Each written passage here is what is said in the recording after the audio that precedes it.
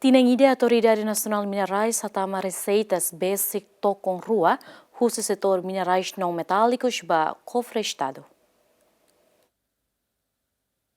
Durante tinang riuroron resintolo to tinang riuroron resinghat Autoridade Nacional Minerais nebe tutela ba Ministério Petróleo Recursos Minerais atama receita basic tokon rua ba cofre Estado. Receita basic tokon rua ne mai husi rendimento e setor minerais laos metálicos anesan fatuk no raihenek. Diretora Executiva Government Relation and Promotion Alessandra da Costa hato questão ne e a cerimônia atribuição licença prospecção no pesquisa ba minerais metálicos e a município Manatuto Quintane. Jabe receita susi non metálico ne ita temi husi fatu korahenek niya.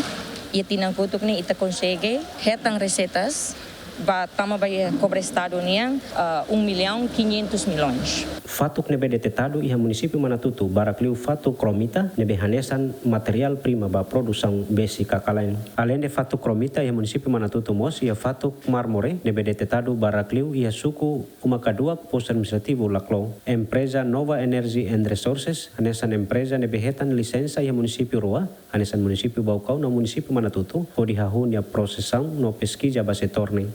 Si autoridade emitiu uma licença ida ba companhia narang Nova Energia na fating, então ita tem que Nova Energia hetang uma licença rua ba atividade prospecção no pesquisa e concessão área rua ida makaia Baucau ida tang makaia Manatutu e halo estudo ba cromai.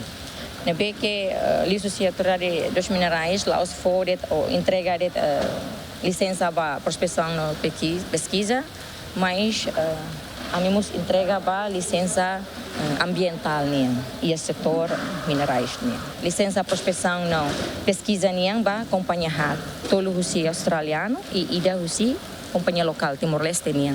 E ida agora da daw segundo niya ni ami foona e lorong tolo ni ba companhia tolo no ida tang maka companhia husi Australia maka ia turiskai. Dadang ne empresa nebe mak investe setor minerais metálicos no laos metálicos hamutuk investor walu nebe mak hetang una licença usi governo Jacinto Fuca GMN.